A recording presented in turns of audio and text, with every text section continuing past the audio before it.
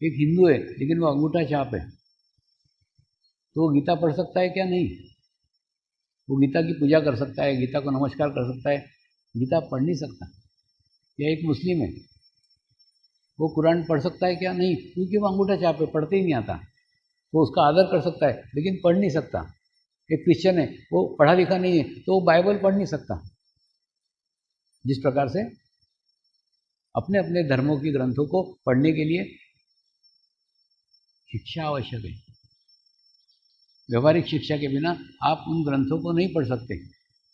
ठीक इसी प्रकार से आपके उपासना पद्धतियों को समझने के लिए आपको आत्मज्ञान की आवश्यकता है, अनुभूति के ज्ञान की आवश्यकता है।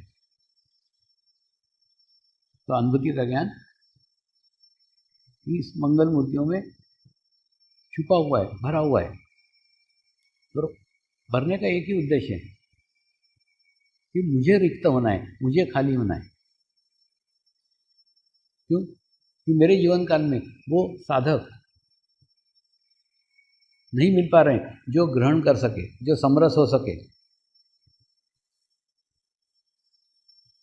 अधिकतर साधक आते हैं, अपनी समस्याएं लेकर के आते हैं, अपने प्रॉब्लम लेकर के आते हैं, अपनी बीमारियां लेकर के आते हैं। सारी समस्याएं, सारी बीमारियां, सारी दिक्कतें शरीर के लेकर के आते हैं, और वो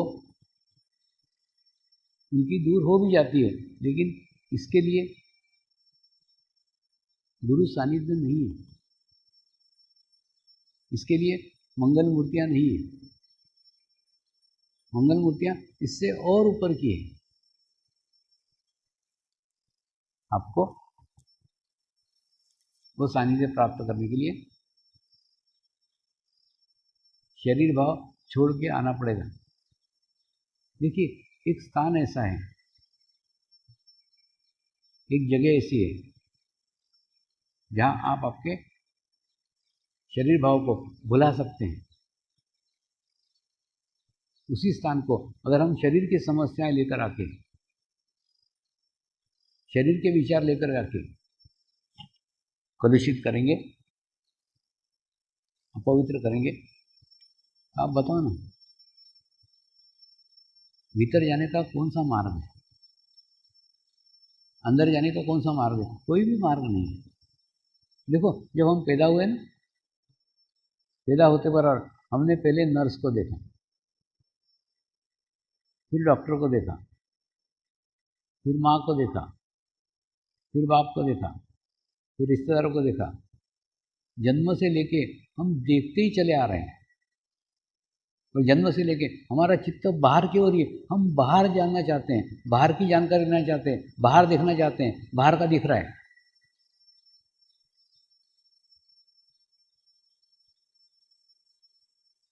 यानी सारी यात्रा आउटसाइड,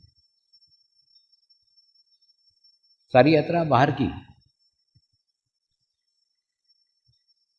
लेकिन कोई भी माध्यम हमारे जीवन में नहीं आया सिवाय सदगुरु के, जो अंतर्मुखी यात्रा करा सके। इसीलिए दुनिया में आपके अंतर्मुखी यात्रा कराने वाला केवल एक और एक है, जो आपके भीतर की यात्रा करा सकता है। लेकिन उसके सानिध्य में भी आप बाहर की बातें करो, बाहर की यात्रा करो, बाहर की समस्याओं पर चित्त डालो, तो दुनिया में कोई स्थान नहीं है। ये स्थान तो सारी दुनिया भरी पड़ी है आपका चित्त बाहर ले जाने के लिए। आज देखो ना, मीडिया के माध्यम से, प्रेस के माध्यम से, संप्रेषण के माध्यम से, टेलीफोन के माध्यम से इतने सारे माध्यम आ गए जो आपको सारे दुनिया भर की जानकारी देते हैं, सारी इन्फॉर्मेशन 5 मिनट में आप अपने मोबाइल पे देख सकते हैं। लेकिन आपकी भीतर की यात्रा करा सके, आपके अंदर की यात्रा करा सके, ऐसा एक भी इंस्ट्रूमेंट बाजार में नहीं है, एक भी अखबार बाजार में नहीं है, एक भी स्कूल बाजार में नहीं है, एक भी टीवी चैनल बाजार में नहीं है।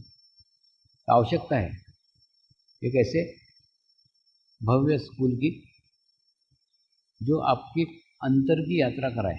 तो इसकी शुरुआत छोटे बच्चों से होनी चाहिए। छोटे छोटे बच्चों से लेकर के ध्यान सिखाया जाए, मेडिटेशन सिखाया जाए और उनको अंतर्मुखी रहना सीख जाए।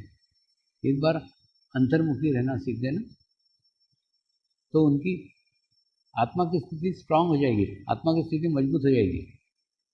फिर बाहर के वातावरण का उनके आसपास कुछ फर्क ही नहीं पड़ेगा। क्यों?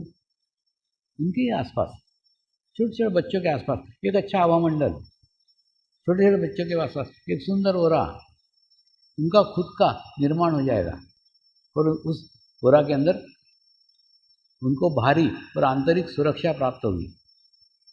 बाहरी सुरक्षा से आशय उनकी कभी भी दुर्घटनाएं नहीं होगी, कभी भी एक्सीडेंट नहीं होगा। आज आप देखो ना, सड़क पे जितने भी एक्सीडेंट होते हैं, मैक्सिमम एक्सीडेंट युवा लड़कों के या युवा लड़कियों के होते हैं। जितनी भी आत्महत्याएं होती है युवा लड़कों की होती है, युवा लड़कियों की होती है। तो ये सब दुर्घटनाओं से उनका ओरा, उनका हवामंडल उनको सुरक्षित रखेगा। उनकी कभी भी दुर्घटना नहीं हो सकती, कभी भी आत्महत्या नहीं हो सकती।